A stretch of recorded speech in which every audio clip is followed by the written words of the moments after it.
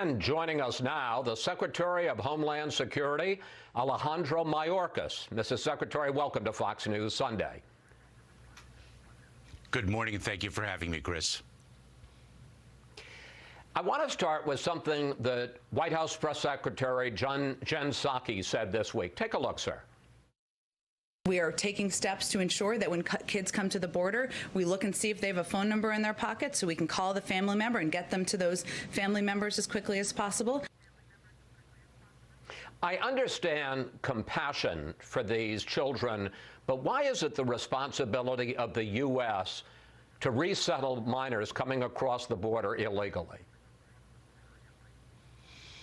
Chris, that is the law under the United States. We have an asylum program that recognizes young children, young vulnerable children's right to claim asylum, to claim fear from persecution by reason of their membership in a particular group.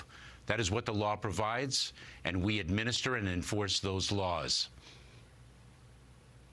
You and the administration talk about being humane, but let's go back to what the Trump policy was, which in the case of non-Mexican minors was not, as has been suggested, simply to turn these kids around and push them back into the desert. In fact, we would coordinate with other countries. We would charter planes. We would send them back by airplane to resettle with their families. Why is it more humane to take these kids, to put them in Border Patrol facilities that were not meant for children, oftentimes for many more days than the legal limit? Chris, that is not what the prior administration did. You'll forgive me. The prior administration did expel children, did fly children to countries from which they were fleeing. Countries that did not have the capacity to administer asylum claims, countries that suffer tremendous violence, poverty, corruption, and other infirmities. So to suggest that the prior administration handled the needs of children in a humane way is just false. Well, you seem to have agreed with me, sir, that they would put them on planes. They wouldn't just send them back over the desert. They'd put them on a plane and fly them back to Guatemala or El Salvador. Are you suggesting that every minor, the thousands and thousands of minors coming across this country, has a legitimate asylum claim, and that a lot of them aren't just coming across the border because they want to have a better life here, which is understandable, but isn't necessarily our responsibility? Chris, we administer our laws, and let me say a few things, if I may. Number one, the prior administration dismantled the orderly and safe way that these children could make their claims. It tore down the Central American Minors Program that allowed these children to make their claims under United States law without having to take the perilous journey. We are rebuilding that process. We are encouraging families not to send their children along the dangerous journey because so many do not make it safely. We are encouraging them not to do so. Yet, if they arrive at the border, we have a responsibility to allow them to make their claims under United States law and to address, these are vulnerable children, to address their needs, and we can do so in a safe and orderly manner. It takes time because the entire system was dismantled. We are working on it, and we will succeed because that is what we do. I'm going to get back to that in a moment, Mr. Secretary, but the day after President Biden took office, he made this promise to the American people. Take a look.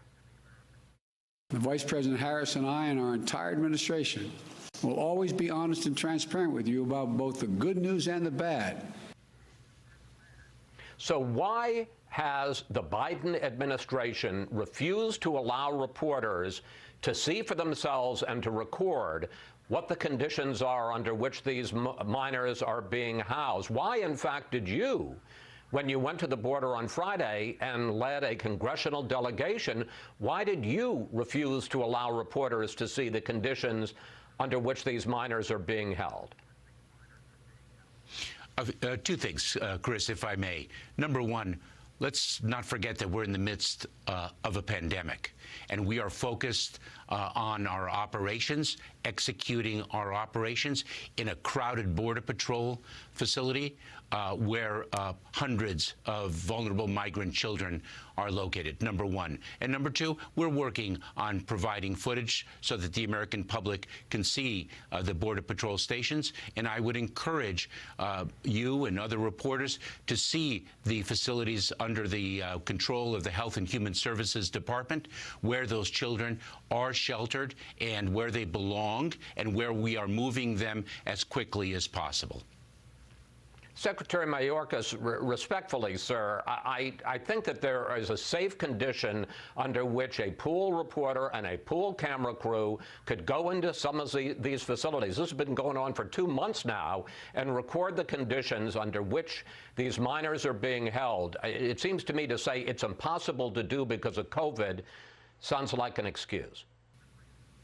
Chris, we're working on providing access so that individuals will be able to see what the conditions in a Border Patrol station are like. But first things first, we are in the midst of a pandemic, and we're focused on operations and executing on our plans. That's our highest priority. But we are providing for that access, and certainly reporters can see the Department of Health and Human Services facilities in which children are sheltered for a longer period of time. Texas Governor Greg Abbott raised two concerns this week about conditions in the camp for minors in Midland, Texas. Take a look, sir. So there is no viable, usable running water at the location in Midland. And then on top of that, more than 10% of the migrants at the Midland location have now tested positive for COVID-19. Mr. Secretary, why not let reporters go to see what the conditions are at the camp in Midland? And is it true that more than 10% of the minors in Midland have tested positive, and in fact that more than 200 migrants in Brownsville tested positive for COVID and then were released?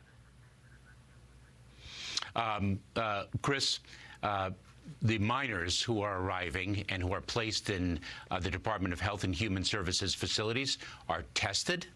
They are all tested, isolated, and quarantined. Our COVID-19 protocols that are administered by the Department of Health and Human Services are operated very efficiently.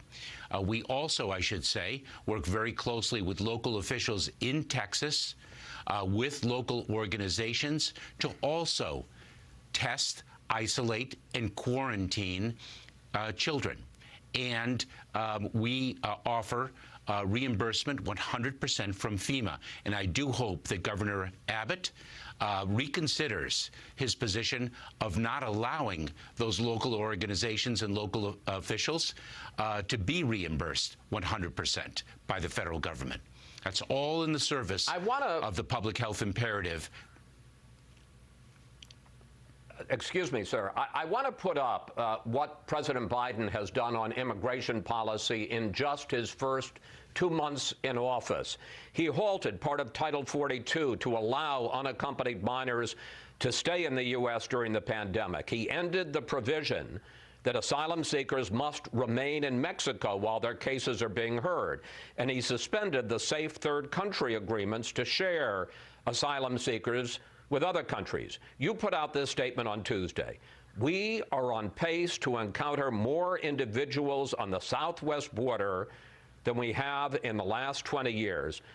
Mr. Secretary, do you not see a connection between the surge at the border and the policy changes that Joe Biden has made in his first 2 months? Chris, I do not. What I am seeing is the result, and what we are seeing is the result of President Trump's dismantlement of the safe and orderly immigration processes that were built over many, many years by presidents of both parties. That's what we are seeing, and that's why it's taking time for us to execute our plans to administer the humanitarian claims of vulnerable children. That's what this is about. This is about vulnerable children. And let me say one thing as well, if I may, Chris. Safe third country agreements is misnamed. There's nothing safe about it. To return people to the very countries from which they are fleeing persecution. That's just false, and we have replaced the Remain in Mexico policy with a safe and orderly triage system, working with our partners in Mexico and humanitarian organizations in the international space. And we are not expelling vulnerable children. At the same time, we are encouraging them not to take the dangerous journey, because we are rebuilding orderly processes for them as well, as our country has always had until the prior administration. One final question, sir. You say that you're encouraging minors not to come across. The message clearly isn't getting through. It's true that the number of people coming across the border began to increase in the final months of the Trump administration, but there has been a big, sharp spike since Joe Biden has come in. And I want to put up some of the numbers here. 74,000 border apprehensions in Trump's final month, full month of December. 100,000 in Joe Biden's first full month in February. Just under 5,000 unaccompanied minors came across the border, apprehended in Trump's final month of December, 9,400 in February. The numbers rose dramatically after President Biden took office, after he changed the policies. And in addition, for all your talk about minors, the fact is, sir, according to CBP, Border Patrol numbers, 58.87% of the family units that came across in February have been allowed to stay in this country. You are not returning them, the vast majority of them, back south of the border. Chris, a few points. So you mentioned that the numbers began to spike up, admittedly, in the last couple of months of the Trump administration. Actually, the numbers began to spike in April of 2020. The numbers were extremely high throughout 2019. This administration does not like they rip have been in children February, sir. from the arms of their parents.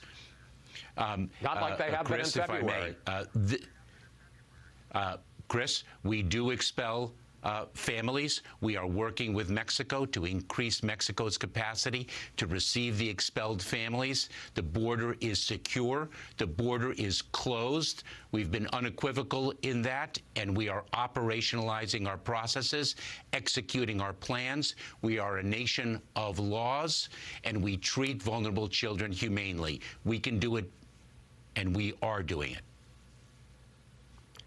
Secretary Mayorkas, thank you. Thanks for your time this weekend. Thank you for answering all our questions, and please come back, sir. I look forward to it, and thank you, Chris.